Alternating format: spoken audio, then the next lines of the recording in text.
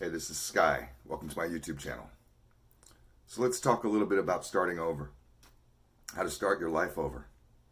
It sounds pretty scary. I've done it several times. It takes a lot. It takes a lot of courage. But it's really not that bad. It's just like jumping in a cold pool of water.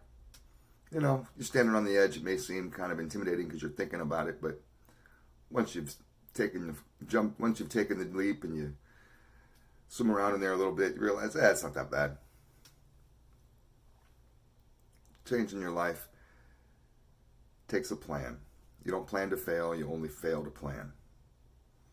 So you want to sit down and do an inventory. Do an assessment as best you can. And if you need to sit down with somebody, your significant other, one of your buddies, best friends, whoever, you can pay a counselor, a life coach, therapists, all kinds of people for this. But and just, if you need to do it with pencil and paper, that's fine. If you can do it in your head, that's fine too. And just start thinking about what it would take to make you happy, what changes you would need to make. You need to get a new job. Are you just doing a 9 to 5 and you're showing up for that paycheck? Then you do need to get a new job.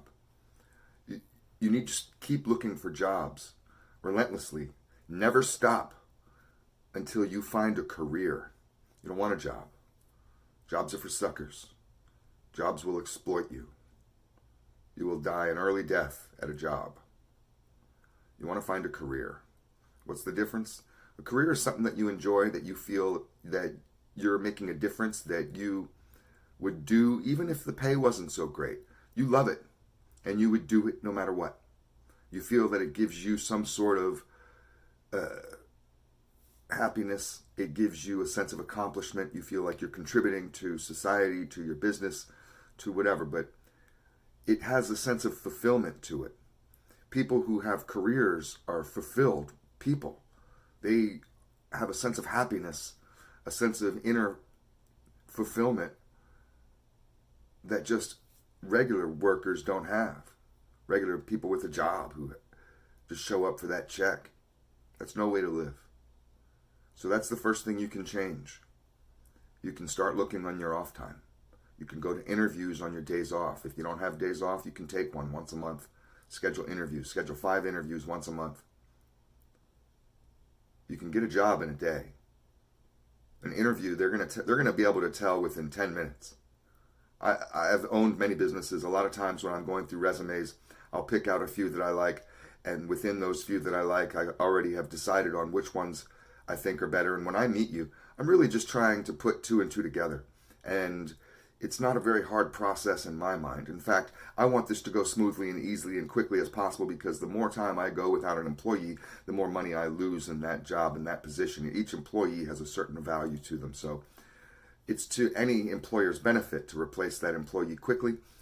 You have that advantage, and you can easily go and get a job within 1 day. I've changed you'd be surprised what a new job, what a career, what something that you enjoy will do for your happiness, do for your life. You don't have to move across the country. You can just do it in your town. Look in industries that you've never looked in before, and be willing to start at the bottom. Be willing to learn something. So what if you're new and you don't know anything? So what? Be willing to do that. You can also change where you live. I've done all these things at once, multiple times. And you can change where you live. If you are sick of your town and you feel like it's holding you back, move. If you grew up there and all your family is there, so what? I left my hometown, 1989. Haven't come back 30 years, haven't looked back yet. And never plan to go back. And I get family, even recently, who have asked me, oh, don't you want to come back? No, I ain't coming back. I'm happy doing my own thing somewhere else. So don't be scared to move, to leave, to go somewhere else. Start thinking about, like, ideally. What would be my ideal place? If I could live anywhere, ask yourself this question. If I could live anywhere, ask yourself with the job too. If I could work anywhere, no limitations. Someone has a magic wand, Harry Potter sitting there, and he's like, okay, all you got to do is say it, and I'm going to tap you, and it'll make it so. So, you have the magic power inside your brain to create this fantasy, this vision. Where would be the perfect place to work? You want to be an astronaut? You want to be a cowboy? You want to be what? What is it? And then start thinking about where that fits in with where you want to live. You want to be a cowboy, but you want to live in Manhattan. I don't know if that's going to work, but you might be able to figure it out. It might be a country bar or country music station in New York somewhere that you could fit into, and you wear your little cowboy hat and get your handlebar mustache, and I don't know. But you want to be able to start putting two and two together and play this game with yourself, and pretty soon, and you can write it down if you need to, and pretty soon you'll have a profile, a picture of what you want to do, what your goals are. I want to live here. I want to do this. These are the ultimate. And then you can start shopping out. You have the internet. You have your cell phone. And any bit of spare time, you can go on Zillow or something and start looking at home prices in another community. I do it all the time. Shit, you see one, take the risk. Email them. Go on interviews. You could get a job in one day. All you got to do is go and give your 2 weeks notice. Bam, it's done. One day you get the job. The next day you come back to your regular fucking job and you give your 2 weeks notice and you're done. You've just changed your life. So those two together are the most powerful things that you can do to change your life, is your location and where you work. You can also change your friends. That's a little bit hard emotionally to do because we have a strong attachment to our friends and they can feel like our support group even if they're dysfunctional.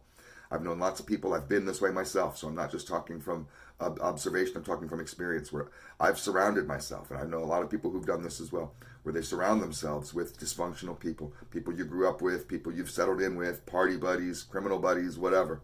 I've settled in with these types, and for years in and year out, you feel like you're one of them. They feel like you, but inside you know that these people are idiots. They're not really fulfilling me. They're not going anywhere. I wish I could be around a more enlightened type of crowd, people that we could teach each other, uplift each other, not be so negative, whatever. You could come up with your own list. I've sat and thought about this kind of stuff and realized finally, okay, what's more painful? To stay stagnant and to be brought down, to feel like that my entire existence is being brought down by these losers around me. Or to take the risk and take the leap and risk meeting new friends, and even if that means going through a period of loneliness, a period of solitude, a period of no friends, then is it worth the risk? And for me it was.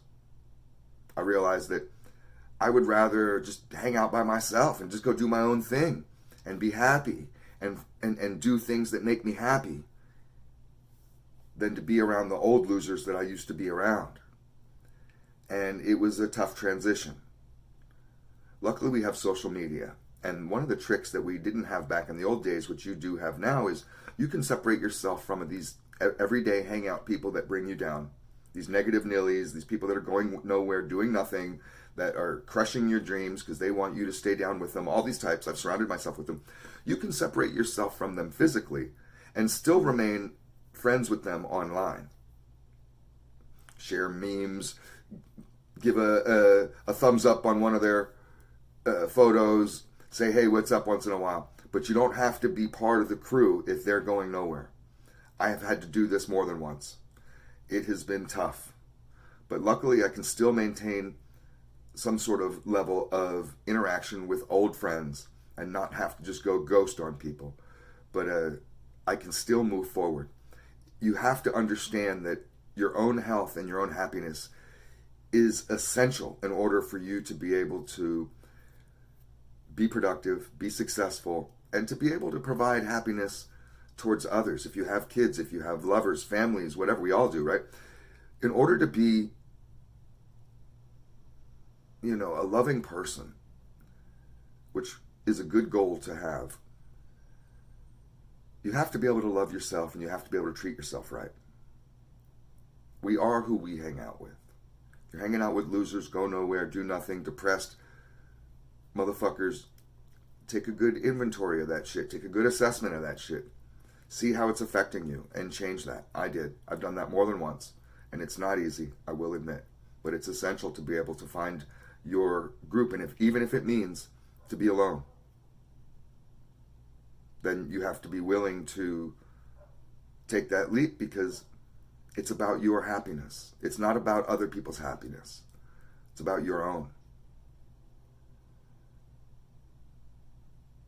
Another way to change your life, other than your work, your location, and your friends, is to change who you are. Change yourself. So we've gone through the externals. I can move to a new town. I can get a new apartment. I can get a new job. That's a lot. I can go stop hanging out with dumbasses, negative people, people who hold me back in life. But then there's you. You're still the same person. You can't run from your problems. You can't run from yourself. You may be your own worst enemy. It kind of works that way. So you can learn to handle your self-talk. Learn to take control of your own mind. That's a good starting point.